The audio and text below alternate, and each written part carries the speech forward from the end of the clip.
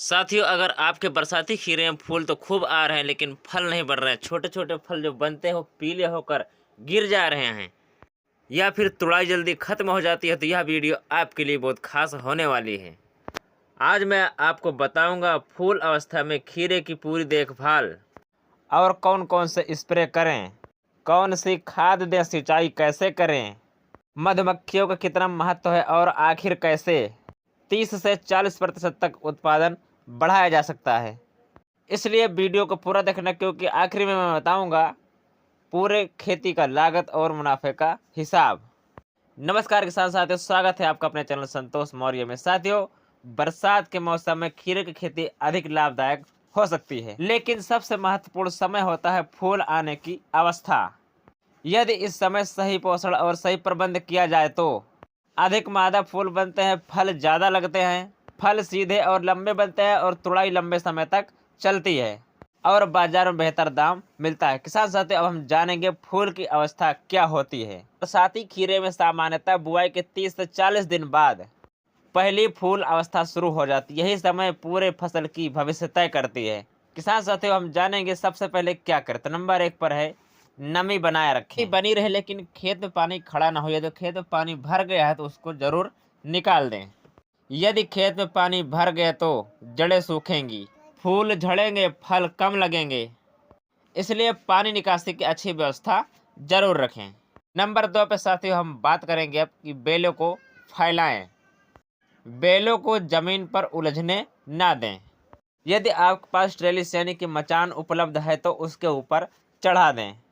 इससे हम फायदे की बात करें तो ज़्यादा धूप लगेगी, रोग कम लगेंगे, फल सीधे और चमकदार बनेंगे और बाजार भाव अच्छा मिलेगा। इसके बाद किसान साथियों हम बात करते हैं नर और मादा फूल पहचानने की। खीरे में 2 प्रकार के फूल आते हैं। नर फूल सिर्फ फूल को पराग देता है, जो मादा फूल होती हैं इन्हीं से फल बनता है। यदि परागण अच्छा होगा तभी उत्पादन बढ़ेगा। अब किसान साथियों हम जानेंगे मधुमक्खियों का महत्व क्या है। सुबह 7 से 10 बजे तक मधुमक्खियाँ अधिक सक्रिय रहती हैं, क्योंकि इस समय मौसम जो है ठंडा रहता है। यदि आवश्यकता ना हो तो इस समय खेत में कीटनाशक का प्रयोग बिल्कुल भी ना करें, क्योंकि मधुमक्खियाँ जो आती हैं वो इस समय आती हैं और मधुमक्खियाँ आ रही हैं तो समझ लीजिए कि आपकी फल की संख्या बढ़ रही है। अब किसान साथियों हम बात करते हैं फूल अवस्था में कौन सी खाद दें। सबसे पहले साथियों है 8 से 10 किलो SOP यानी कि सल्फेट ऑफ पोटास प्रति एकड़, 4 से 5 kilo magnesium sulphate, 2 kilo boron सिफारिश अनुसार। ड्रिप होने पर इन्हें विभाजित मात्रा में दें। इससे फूल मजबूत बनते हैं, फल गिरना कम होता है और फल चमकदार बनते हैं। अब किसान साथियों हम बात करते हैं कौन सा स्प्रे करें। यदि पौधे पूरी तरह से स्वस्थ हैं तो एक फोलियर स्प्रे करें। 05234 मोनो पोटेशियम सल्फेट 1%, बोरान 1 से 2%। आवश्यकता अनुसार सूक्ष्म पोषक तत्व दें। अलग अलग कंपनियों के उत्पादों पर लिखे जो लेबल होते हैं उनके अनुसार ही दवा का स्प्रे करें। बिना पूरी जानकारी के कई दवाइयाँ एक साथ मिलाकर स्प्रे ना करें। इससे फूल गिरना कम होगा, फल बनने में सहायता मिलेगी, गुणवत्ता बेहतर होगी। साथियों अब हम बात करते हैं कीट एवं रोग नियंत्रण की। बरसात में एफिड, थ्रिप्स, फल मक्खी, फल सड़न और डाउनी मिल्ड्यू का खतरा बढ़ जाता है।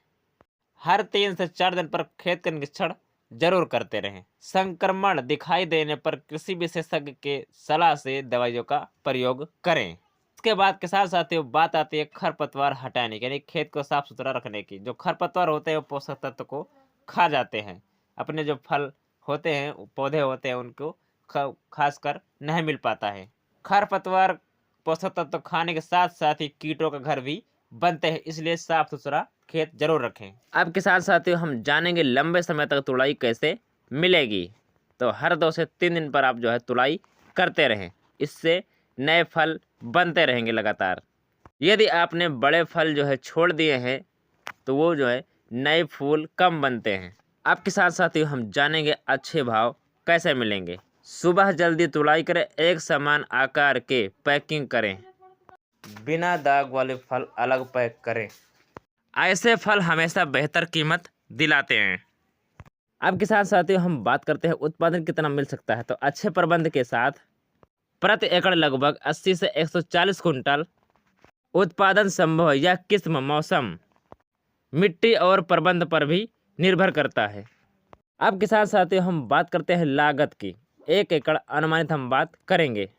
बीज 4 से 8,000, खाद उर्वरक 12 से 20,000, पौध संरक्षण 8 से 15,000 रुपये, मजदूरी 12 से 18,000 रुपये, अन्य खर्च, सिंचाई व अन्य खर्च 8,000 से 15,000 रुपये तक। कुल अनुमानित लागत 45 से 75,000 रुपये प्रति एकड़।